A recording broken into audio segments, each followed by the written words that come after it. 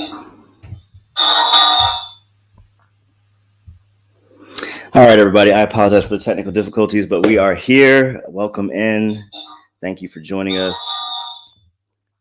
I don't know what that's coming from. All right, everybody. There we go. Sorry. All right. We're good now, I think.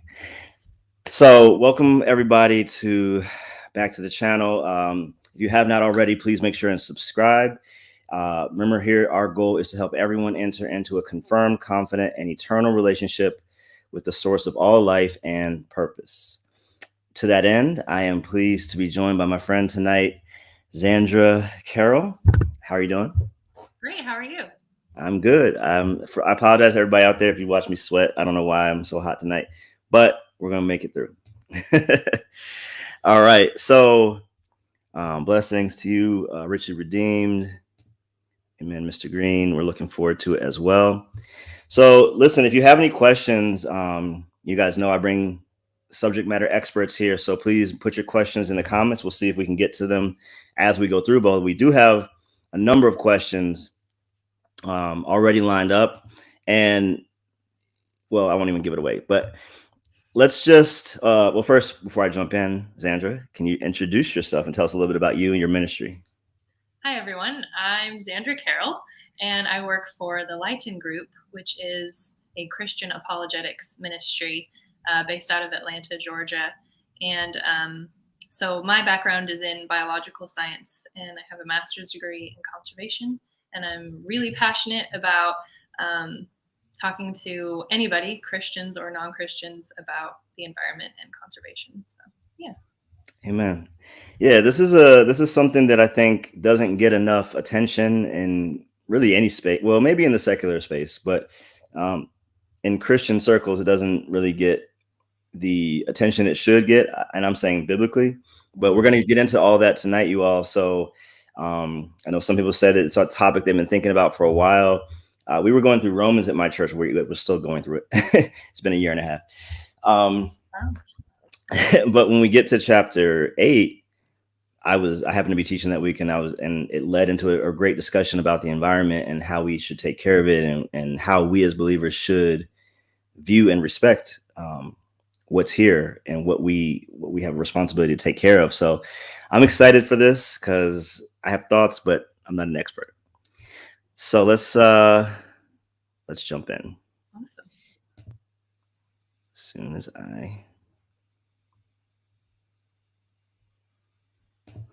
So let's just jump straight to this first question. How should Christians view the going green movement, quote unquote? Okay. Yeah, so I assume you're talking about like the really more politically left version of the Going Green movement. Yeah. I think we have a lot to say that form of the Going Green movement can't say in this conversation that is really, really helpful. But I do want to emphasize very strongly that it's never good to refrain from doing something right just because people are doing the same thing for the wrong reasons. You know what I'm saying?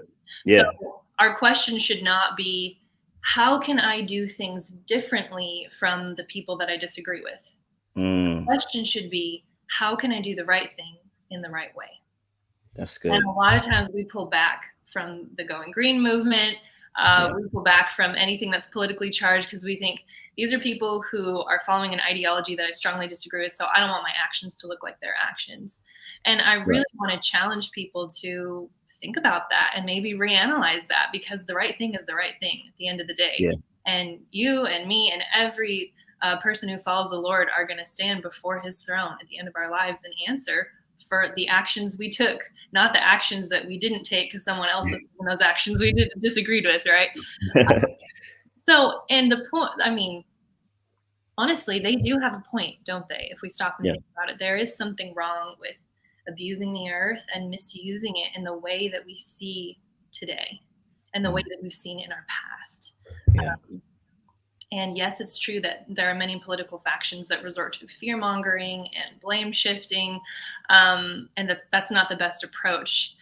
It's certainly not a Christian approach. One major discrepancy that I've seen in the conversation between the supercharged going green movement and more of a Christian approach is that use does not mean abuse. So on one side, oftentimes you have this idea of like, oh, if you're using it, it's wrong. No, we're supposed to use it.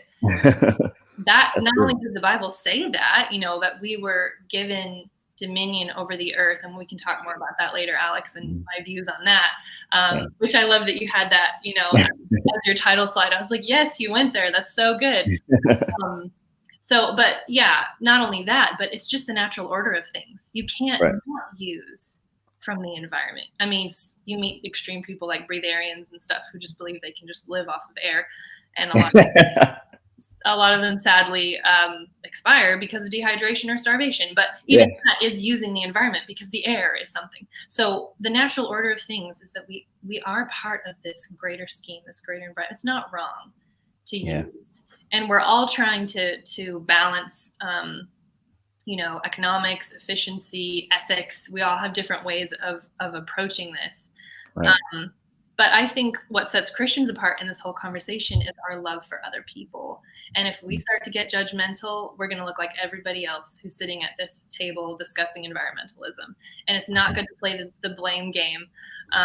So Christianity offers, I think, a more loving approach to, we want to protect the environment, not because we're afraid that we're going to go extinct. Not because we're angry, or not because it's someone else's fault. It's because we love God's creation, because he asked us to love it. And he sees it good, not useful. And we should. I love how you said that, use, not abuse. That's good. I like that. So isn't there also even a more, I guess, specifically for Christians, a fundamental thing of,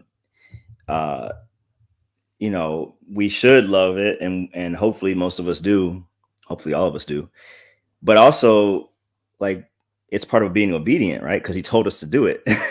So for those Christians who think this is optional, but like he said to do this, he said to take care of and have dominion of earth. So how do you talk to people who feel like this is not part of their obedience to God? Yeah. Man, I'm trying to be careful here. There are some things that people might ask you to do and say this is obedience that actually aren't. So I always just say, go back to the scriptures, go back to the scriptures. And one thing that I see in the Bible, in Genesis, is that God creates all of creation before he creates us, mankind, humankind. And he said it was good long before we ever came on the scene. Long before we were using it. He said it was good. And there are worlds, vast, distant worlds that we will never see, Alex, on the other side of the universe, that are beautiful and wonderful. And why would he create them if we can't enjoy them? If all of creation revolves around us, then it should be that way, but it's not.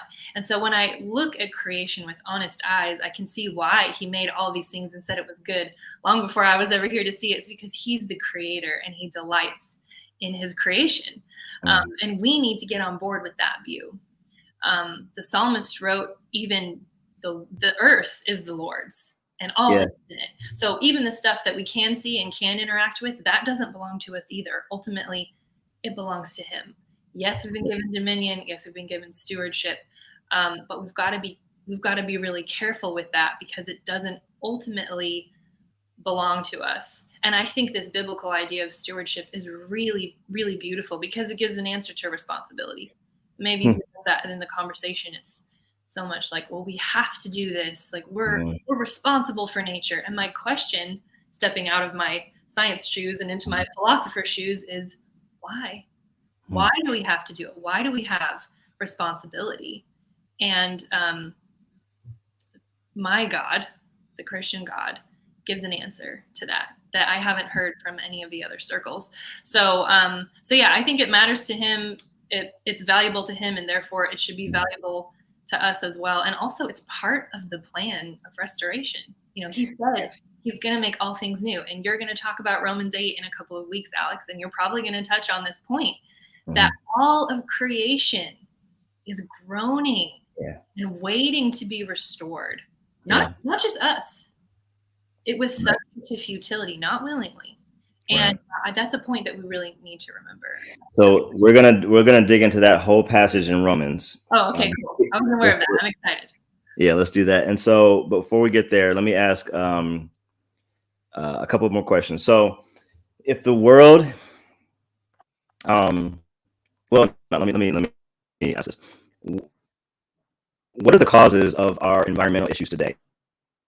So what are the agreed upon, not politicized, but just kind of, this is what it is. This is what we all see, regardless of kind of worldview. Yeah. And really quick, I want to make sure, can you still hear me? Because you were breaking up a moment ago. But am I coming in clear? Oh, yeah. Yes, Great. You are. Hopefully I am too. I want to make sure it wasn't on my end. Man, what are the causes of our environmental issues today? So many causes. Just give us a few. I know. I mean, I kind of see it as a layered thing, right? So, yeah, you've got stuff on the surface. You've got political shifts and philosophical shifts. But then I think there's a deeper underlying thing that's much more insidious and that's tied in with our fallenness as human beings, and it's a spiritual thing. The greed and the selfishness. So, I mean, on the top, just looking at our context, Alex, as Americans and in this particular political sphere, I see how there was at one point an American dream that was about the conservation of resources. And that shifted in time, and now it's more about the accrual of material wealth, which has led to the wastefulness that we see in part. And America is known as the most wasteful country. And there's a difference between waste and wastefulness. Everybody's going to create waste. So that's a political shift that I see. And then I also see a philosophical shift, which is and perhaps this is because we've moved away from our Christian roots as a country, but viewing nature as inherently good versus instrumentally good. And perhaps I should just define that really quickly. So, inherently, maybe it sounds like the word inherit. It's a value that you get outside of yourself. You don't just like, you might someday inherit something from a family member, something like that. So inherent value can't be changed. It can never go away. Instrumental value shifts and it's malleable. It changes over time. Case in point, I have this laptop here. I'm using it right now to talk to you. It's functional. I really value it. I love my laptop, but someday it's going to get old. It's probably not going to work anymore. I'm going to need to buy a new one. And I'm not going to shed a tear on that day, Alex. Go out and buy a new one and everything's going to be fine because I value it instrumentally. Inherent value is more like, I might harken back to my days as a hospice worker. And I think of one particular client that I had who was an ALS patient. And I walked with him through the progression of his disease as he stopped being able to write and then type, and then he couldn't wheel himself in his wheelchair, and then he couldn't feed himself, and it was getting to the point that he couldn't speak anymore. And his wife never stopped loving him. His wife never stopped loving him. She loved him just the same as she did on the day that they got married. And he couldn't hold her anymore, and he couldn't even say her name. That is inherent value. And that's the way that God loves us. And that's the way that he views nature. And we need to view it that way too, not just using it for what we can get, but loving it because he loves it and seeing it as valuable because he gave it its value. So yeah, I think that's a big part of what's causing our environmental issue. I think it's far deeper than just on the surface. It's a deep spiritual problem. That was beautiful. That was great. Wow. And I actually think that you just gave me another idea for another talk later, but the inherent value and the instrumental value, because, well, the idea was I often will teach trying to substantiate the idea of meaning and purpose, that nothing gives value to itself. So there's the idea that humans have inherent value, right? Inherent human value, which they do. but naturalistically you can't arrive at that conclusion. And so then we're only left with instrumental value, and that's a very dangerous proposition for humanity. So it's so true, Alex. And actually, you just reminded me of something. So interestingly, the Magna Carta, which, incredible historical significance for the Western world. Our Bill of Rights, basically because of the Magna Carta, right? This idea that every human being has rights, inalienable rights, because they were given by God. Little known fact, more than half of that document was about the environment, was about the forest when it was originally drafted. Wow. But it was so long that they ended up over time sort of cutting it in half. And so you had this one half that was all about the forest and the rights basically of the forest, and this other half that was about people and the rights of people. And it was because of this Christian worldview that nature was inherently valuable and humans were inherently valuable, both of them. But nowadays we say humans are inherently valuable, nature is instrumentally valuable, and that shift has been really detrimental. Wow. Yeah, this is good. I like this. I'm learning a lot. So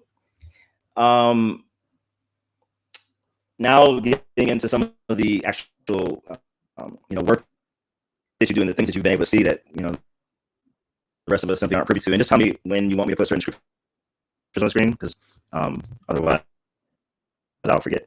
Let me take this one down. But my next question is, what are your experiences as a Christian conservationist, or I don't know, do you call yourself an environmentalist or just conservationist? Or? Yeah, so my experiences as a conservationist, man, they've been varied. Give us a few. Give us a couple good and a couple bad. Yeah, okay. So one bad experience was when I started off doing my master's degree. I was so excited. I moved to New Zealand. I didn't know anybody out there, but they had basically my dream program because I knew I wanted to work in the rainforest. And, I'd fallen in love with the rainforest as a child, and it had always been my dream. So I was working with passerines, which are small perching like songbirds on the northern island of New Zealand. Those were sort of my research focus, and sort of writing plans to try and keep them from going extinct, right? Restoration plans and so on. And so I was taking a course that was fascinating. It was about ecological restoration, and I was reading through the bibliography of the books that we would need to familiarize ourselves with as we were beginning our research. And so I went to the library and got the first one off the shelf, and it was the Handbook of Ecological Restoration.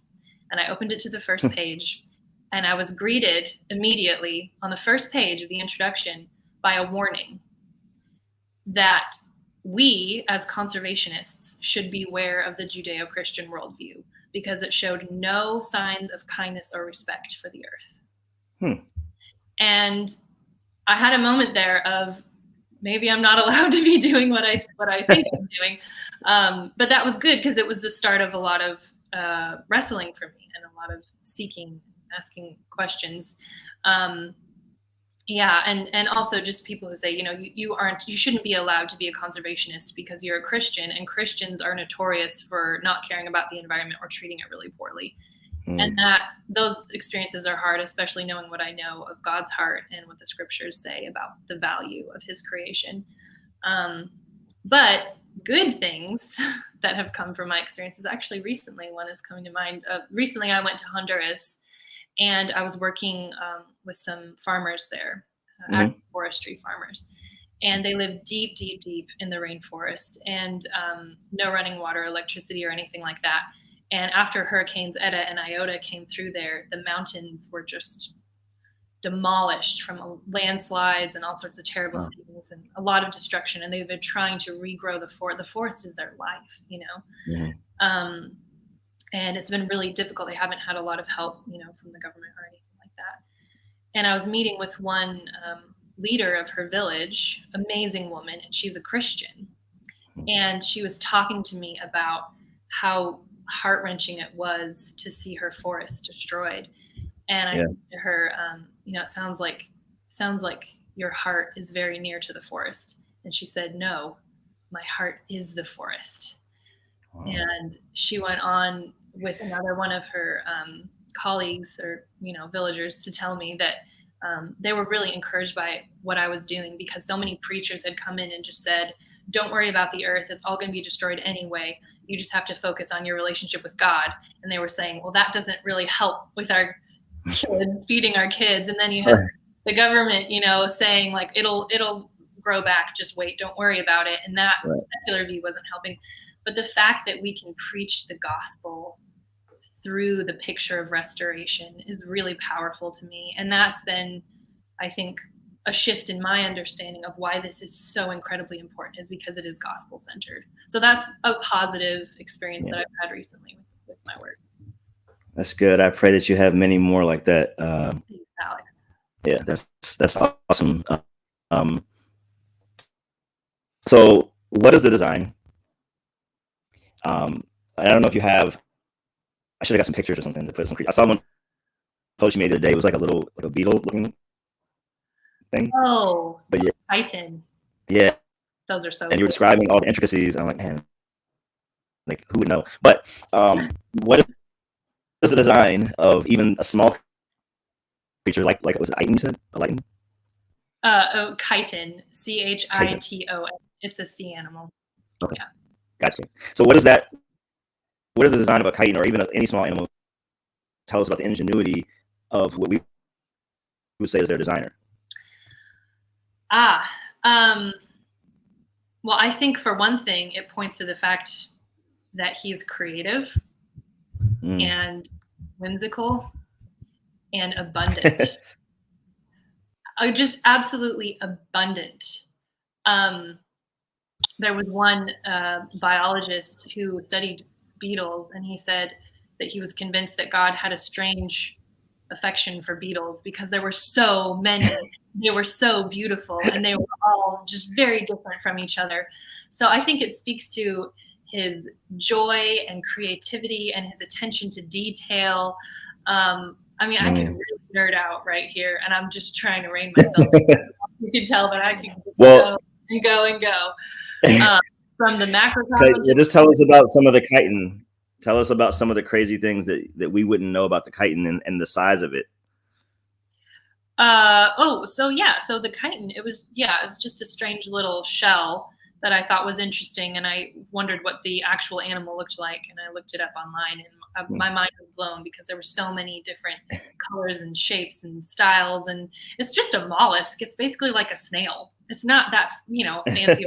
No offense to the snails out there, if there are any snails watching. But they're just amazing, and I think it again points to his care for creation. I mean, he loves it. He loves it so much. It is precious to him. He took the time to design all of these things so intricately. And you meet people, or you read, I should say, people like Richard Dawkins, who are very atheistic, and they would say, we've got to remember that this is illusion. And they talk about the illusion of design. Right. Looks designed, but it's actually not designed. And we have to convince ourselves over and over again that it's not designed. It just looks that way. And, let's pity those poor Christians who actually believe that it is designed. But they're just silly, and it's okay. Don't worry about it. But that is a terrible violation of abductive reasoning, which is God-given logic. We could call it the duck principle, which is if it looks like a duck and it quacks like a duck and it waddles like a duck, it's a duck. Yeah. That's abductive reasoning. I mean, Occam's razor, whatever you want, like all of it. Yeah, you look at these forms, Alex, and you just think, like, what kind of mind created this? What kind of mind conceived this? I met so many biologists who say that, well, there's one in particular I'll never forget, very atheist. And he said the one thing that he missed most about not being a Christian anymore was he didn't have anyone to say thank you to when he was walking through the forest. Wow. Because we experience this overwhelming sense of awe of this is beautiful, this is amazing. And who do you go to? Who do you say thank you to? Wow. That's deep. And I had a question, I forgot it. Like that just threw me off. Wow.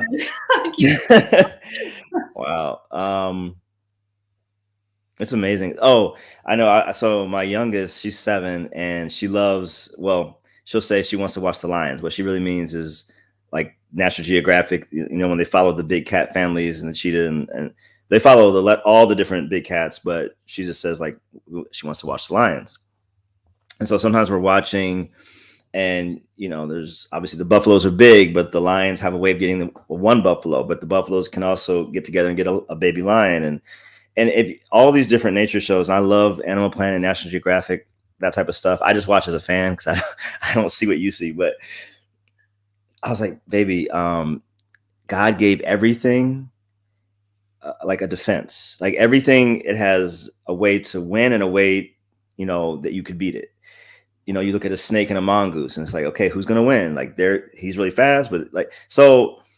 It's just amazing to me when I look at nature, and I'm like, all these things work together, and because everything kind of has a chance, if we take us out of it, everything can survive the way it's supposed to survive.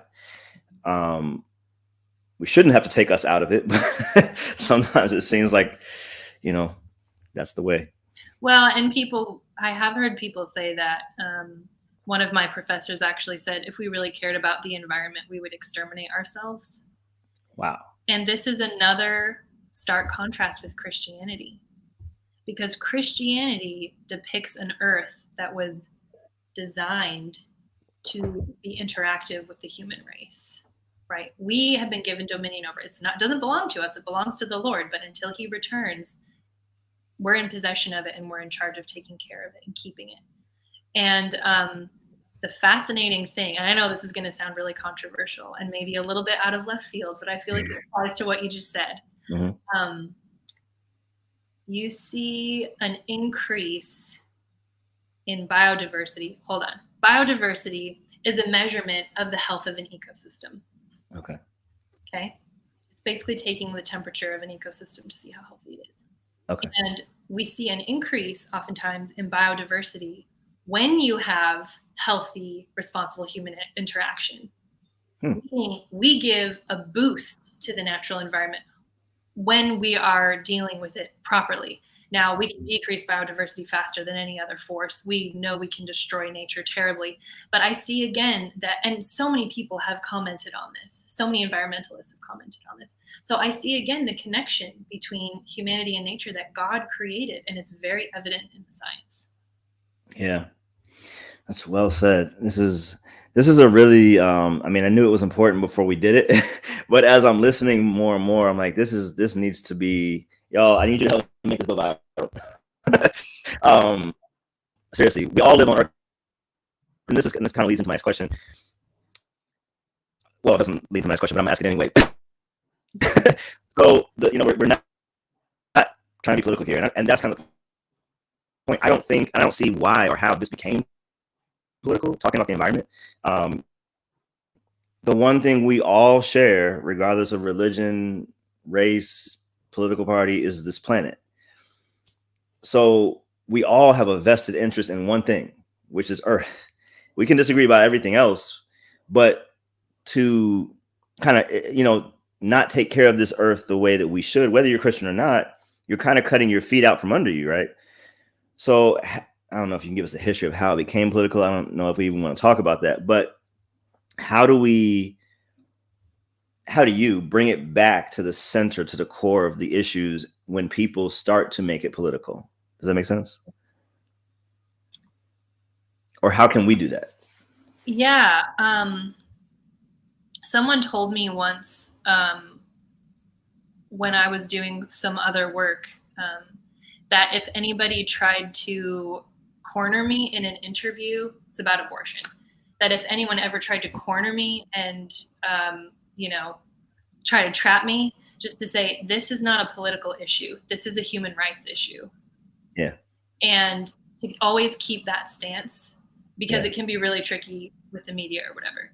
Yeah. And I have found that so helpful. And actually moving more into the environmental sphere, I'm realizing it still applies. Yeah. We don't think of nature as having rights, but it does. Yeah. So in the same way, I might say, this isn't a political issue, it's a human rights issue. I can say, this isn't a political issue, This is about the right of nature. Nature has a right to persist and to continue unhindered. There's nothing wrong with being in it and being involved in it. I do not believe in put a fence around it and keep humans out. I don't think that's good for us, and I don't think it's good for nature. I think we're meant to live together. But yeah, so that's one thing that comes to mind, and I'm sure I could go on and on more about that. No, That's one thing. that's really helpful. That's actually very helpful. Because it gets back to it. It becomes a red herring when everything becomes political, right? And so I was just looking for a kind of an apologetic message. That's not a Christian answer. That's a just over here answer. If I was in a group of Christians, I would give a different answer. I'd come back to scriptures and what I said before. Absolutely. No, well said. So let's get into some of the scriptures. I'm going to put them up, and then you can kind of walk us through how to understand them, or why you think these are important for the issues at hand. And we'll just start at the beginning with Genesis 3:18. I did not edit this properly. Both thorns and thistles it shall bring forth for you, and you shall eat the herb of the field. So this verse I think is really important. This happens in a passage called the Proto-Evangelium, which means the first telling of the gospel. And it's at the very beginning of Genesis, and it's after Adam and Eve have sinned, and God tells them what is going to happen. He speaks to the serpent, and then speaks to Adam and Eve. And when he's speaking to Adam, he talks about this change that's going to happen in the earth. It's a physical change. And we know that nature is not as it's supposed to be. You talked about, the mongoose and the snake. Who's going to win? In heaven, neither of them are going to win, because there's total peace. There will be no enmity between animals and each other, between animals and us. So the picture of the brokenness and the fallenness of nature that happened because of sin entering the world is embodied or symbolized by thorns and thistles. And as I mentioned, this happens in the Proto-Evangelium, which is the scripture pointing forward to the coming of Christ. Right. And we see four broken relationships. One of them, of course, is between humanity and nature. One of them is between humanity and God. One of them is between humanity and each other, and humanity and themselves, me and myself. I'm broken from myself. We're really good at talking about two of those, and we're really not good about talking the other two. My brokenness from myself and my brokenness from nature are two things that we don't talk about in the church. I'm really interested in the nature portion. But what's fascinating to me is that all four of those relationships were restored on the cross. All four of them were restored on the cross. Jesus is the ultimate restorationist. Yeah. People say, what do you mean? Where's the nature? And I point back to the Proto-Evangelium and I say, what was Jesus wearing on his head when he was crucified on the cross? Wow. Jesus cares about his creation. All things were created through him, by him, and for him. He cares about creation. It's part of his restoration plan. So we should care about it too, even now, before the full restoration. That's good. I have never thought about the crown that way. That's awesome. Wow. Okay. Also, this is Noah and the ark, y'all. Also 7 each of the birds of the air, male and female, to keep the species alive on the face of all the earth. Yeah. So I find the word keep here really, really interesting.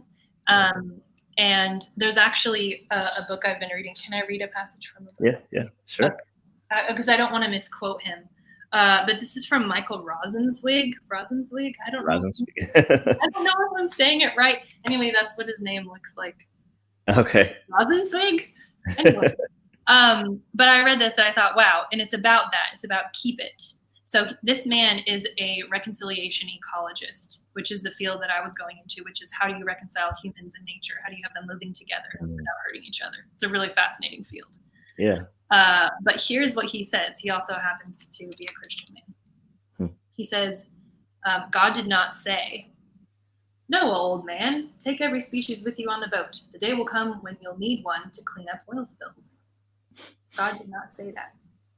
Here's what God did say: "Of all that lives, of all flesh, take 2 of each to keep alive with you." To keep alive with you, not in a zoo, not in those living museums. No, God said, with you. Not only that, but keep alive is the perfect translation of the original Hebrew. The Hebrew uses a Semitic construction called causative. Hence, keep alive means that we are required to actively cause those species to stay alive. Actively keep them to stay alive.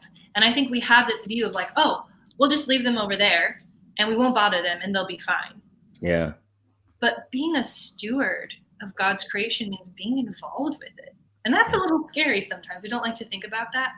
And also, my colleague, Lou Phillips, pointed out to me the other day, which I thought was amazing. If you keep reading that passage a little further, it talks about the covenant that God made with Noah and his family. And he also makes a covenant with the creatures that came off of the ark. So again, he's covenantal, not just with humanity, but with his creation. I love it. I love it. This is awesome. I got to go back and look at it now.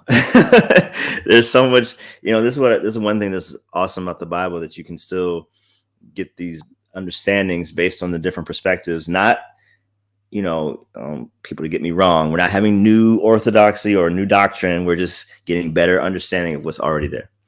All right. I don't remember which one this is. Do you remember what passage this is? Let's see. I'm trying to harken back to my notes. As for me, behold, I established my covenant. Oh, that was the footnote for. Oh, okay, yeah, that's what Lou was telling me about. Okay. The covenant they made with the animals, which I just explained. So yeah, okay. Okay. All right, let us go. Well, actually, let me ask another question. So, what's the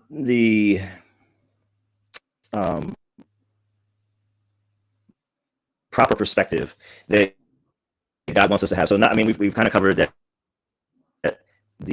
we're supposed to be good stewards, and that's an active thing.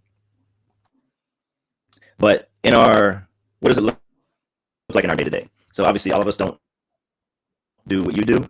What is the kind of, and I know, don't litter, but even though I see way too many people littering, I don't understand littering. I don't know why I'm on this tangent, but just wait till there's a trash can. Why are you throwing it out the window on the highway? Anyway, so what are some practical things that we can do or say, to others, so that we can collectively take care of this earth better and be better stewards? And just, the same way we try to love our neighbor, and these other kind of Christian pulpits, but love earth is not as well taught. So if you were going to teach that, what kind of practical things could you give us to do? That's a great question. And I really appreciate you asking the question. I wish more people asked that. And it's a question that I'm asking as well, because I'm trying to be better about this. But I think one thing I would say is just start small. Start small, whether you have, a 200 square foot apartment or 200 acres, you're responsible to steward what the Lord has given you. And it is going to look a little bit different for each one of us, but it's exciting to pray about it and ask the Lord what he would have you do in your sphere. And it's an act of worship, right? It's a way that we worship him, because we're saying worship is worthship. So we're saying, God, you are worth me being uncomfortable, or making a little less trash, or eating a little differently so I don't waste food. You're worth it because your world matters.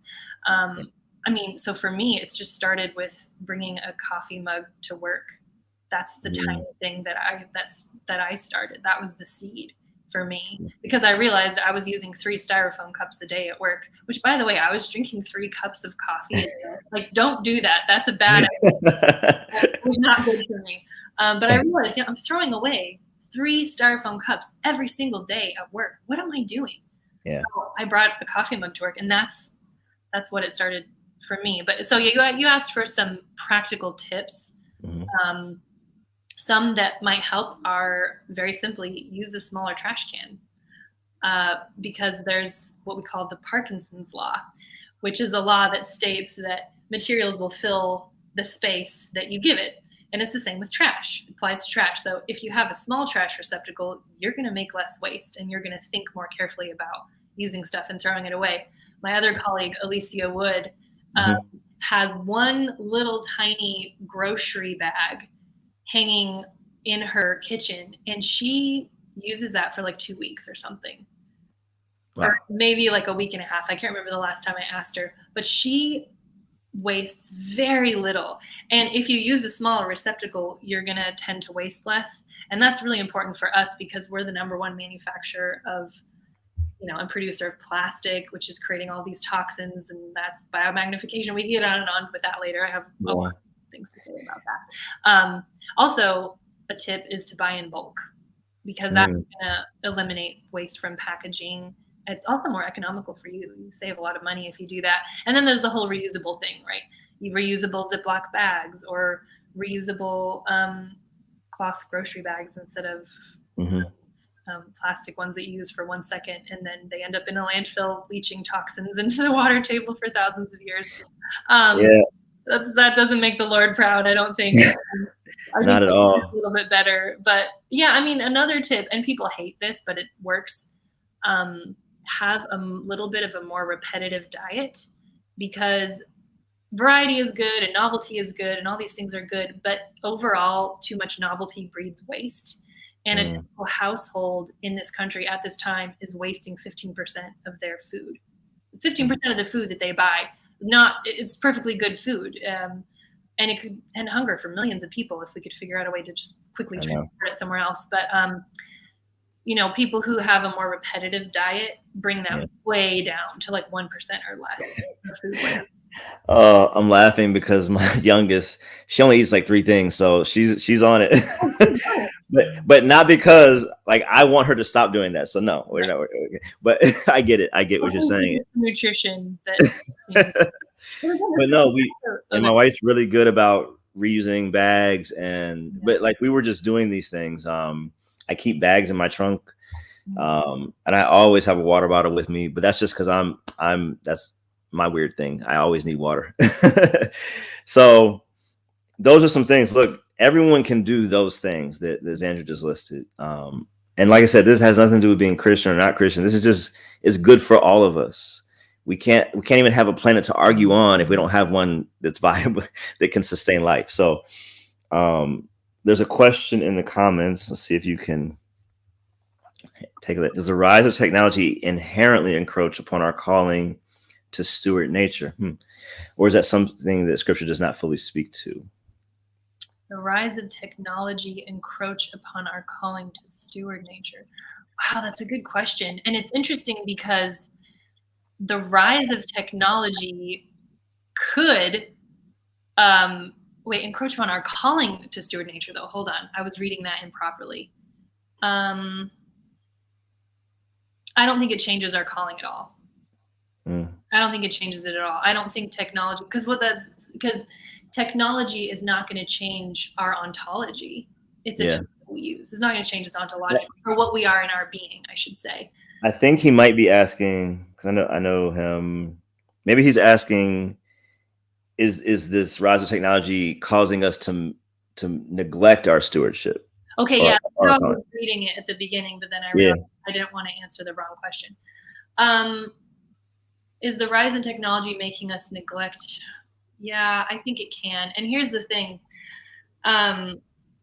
E.O. Wilson always argued that the best way to save nature was biophilia, or the love of life, the love of living nature. And I think the more we cut ourselves off from nature, we're going to love it less. And the less we love it, the less we know it. And the less we know it, the less we care about it. And the less we care about it, the more poor our behaviors become towards it, in my opinion. And that's just an assessment just off the top of my head, and I could be wrong, but I think technology is such a gift from the Lord. it's a wonderful tool. It's a beautiful tool. But again, have we stewarded it well? Are we stewarding what he's given us well? And I don't think so either, Alex. I think we could do a lot better. Yeah. Yeah, it's interesting. One of my friends, one of my best friends, he's really into hiking and stuff. So we took a little guys trip to some mountains in Colorado, I think a couple years ago. And- Sorry, I'm so the altitude gets you, and Yeah. by the time we're going to, was it called Blue Lake, I think? But you can only get to this lake by hiking all the way up to the top of this precipice in the mountain, because it's like you hike up and then there's a drop and the lake's there, and then there's more mountains, so you can't even see it except being there. Mhm. Now we're walking. I'm seeing elk or moose. I don't really know the difference, but Probably elk if they're in a herd. okay. They like to Elk, hang out by themselves. they were huge, and there was one photographer. He said he lost a bunch of his equipment one time because they look so big and gangly, but he's like, they can cover 40 yards like that. Mhm. And so he just had to drop his equipment and run. But the distance we were when we were looking at them was about 40, 50 yards, and they were still huge. Anyway, we're walking past this. We're walking through the forest, the stream. It's so untainted, right? I guess that's the word I'm looking for. There's humans, but you don't really get the impression that they've done anything there. And then you get to the lake, and I'm just describing this, and that's one of the pictures on my screensaver. But because I was there, and so the thing, we actually recorded a video when we were there with me and another friend of mine who's an apologist, and it was just a spur of the moment thing, and we called it the apologetic of beauty, which we didn't invent that, but that's what I was struck with when we got there. And there was two different points that happened, and it was just a moment where the only natural thing to do is be in awe. Mm-hmm. No matter which religion, or it doesn't matter, just looking at that's the normal thing. So we, like Frank Turco say, there's no problem with the Big Bang. I just knew who banged it. And it's like, it's no problem looking at the design and creation. I just know who designed it. So I don't just give awe to no one. Kind of like the atheist guy said, I don't know who to thank anymore. Yeah. For us, it's a better benefit where I see what I'm thankful for and I know who to thank. Yes. Yes. So good. Can I read one thing that you just reminded me of? Sure. Talking about our response to beauty and nature. So this is Pollution and the Death of Man by Francis Schaeffer. He's one of my heroes. Okay.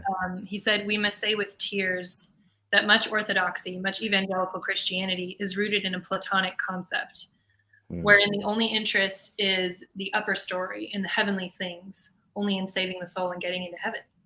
In such Christianity, there's a strong tendency to see nothing in nature beyond its use as one of the classic proofs of God's existence. Look at nature, we're told.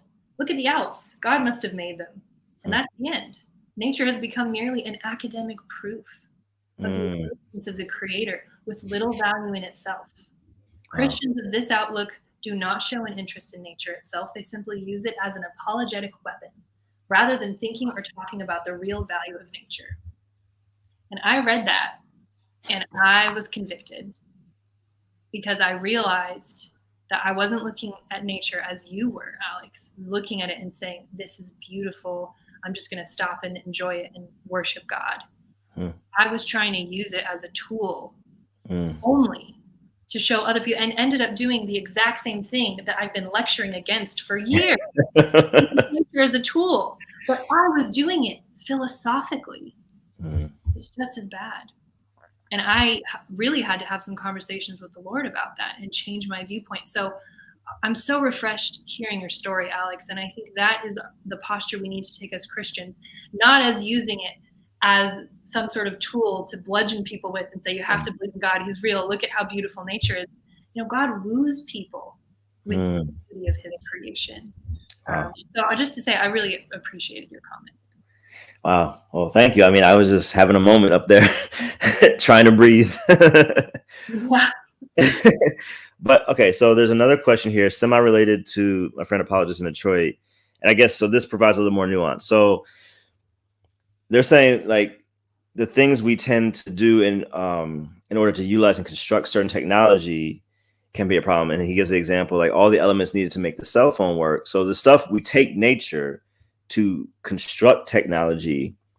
So there's the one side of like the technology we create. I can look on my phone and see, animals in nature. And so then I don't go to nature. Some people, that's one part of technology. And I think the other part is, what did it take out of nature to even make that phone for me to watch nature, which sounds weird. So what do you think about that? Man, so I had the good fortune to hear a brilliant lecture by a colleague of mine called Nathan Rittenhouse. And one of his slides, do you know him? I don't know him, but I listen to him sometimes on the podcast with Thinking Out Loud Together. Who was just up here? Stuart McAllister, right? Yeah. I mean, Cameron McAllister. Yeah. Stuart's on there sometimes too. Yeah. But anyway, Nathan is amazing. I'm every time he opens his mouth, I'm just quiet and I just zone in and listen because I'm like, I'm about to learn something. He's just one of those people. But he gave this amazing lecture on the environment, and one of his slides was just a wasteland, just black, pitchy, potholed ground and just sludge, and it just looked awful. It was just full of toxic waste. And he was saying, this is what it takes to make a laptop. This right here is what it takes to make the laptop that you're watching this live stream on. And that got me really interested in technology, and particularly in planned obsolescence. Are you familiar with the concept of planned obsolescence? So like knowing that this is going to be obsolete relatively quickly, is that? Yeah.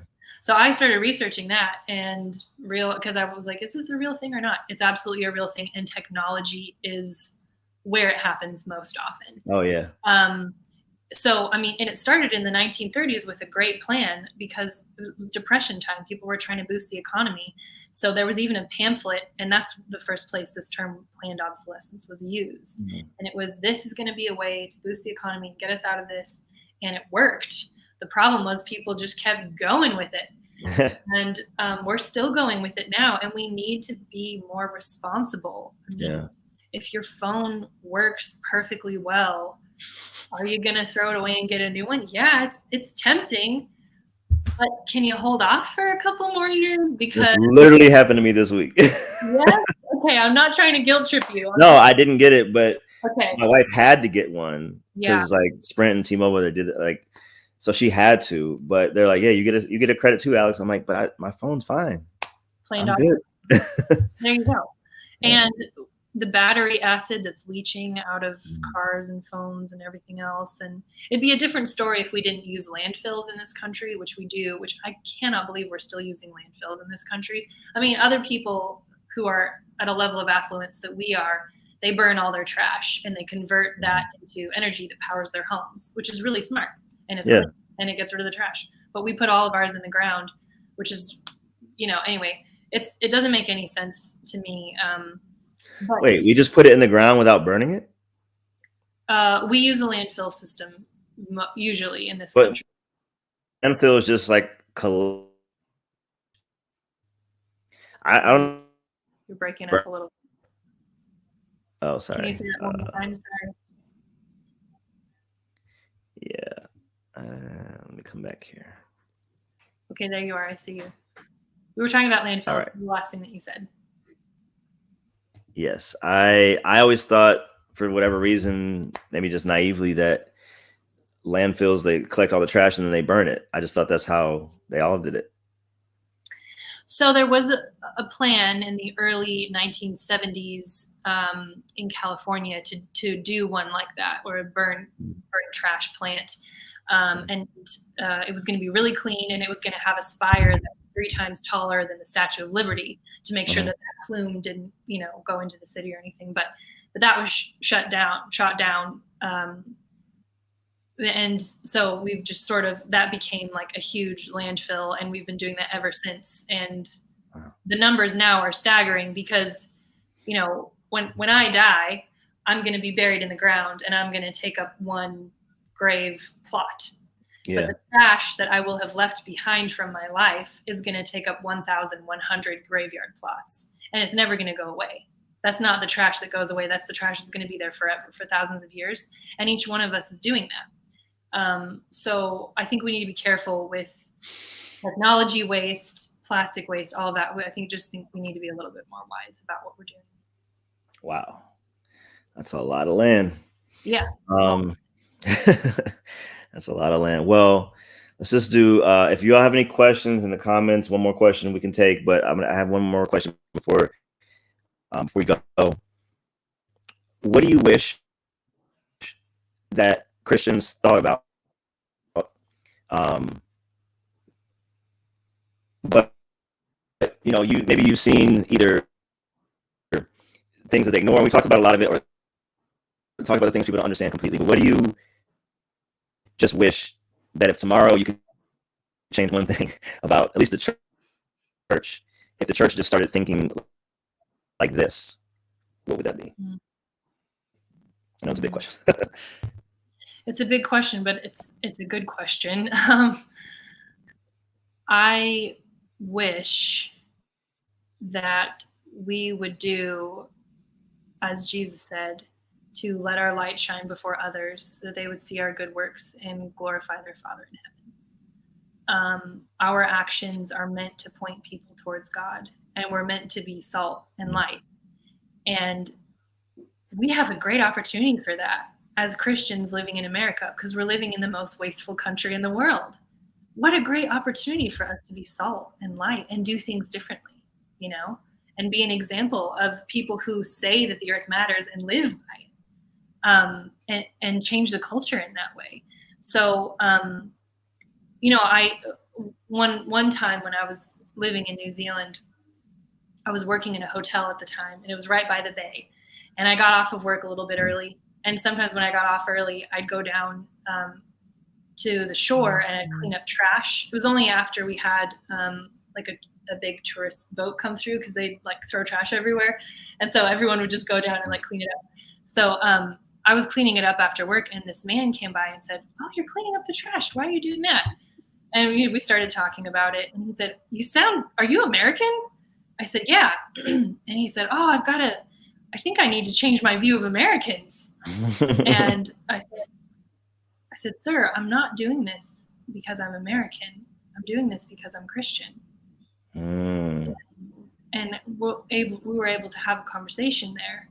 And so I wish we were known as a people who cared, who cared about each other, who cared about the Lord, who cared about ourselves, and who cared about nature. Yeah. Those are the things that are being restored, and those are the things that we should care about. So that's my dream, to answer your question. I want to be more that way personally, and I hope that we all can be.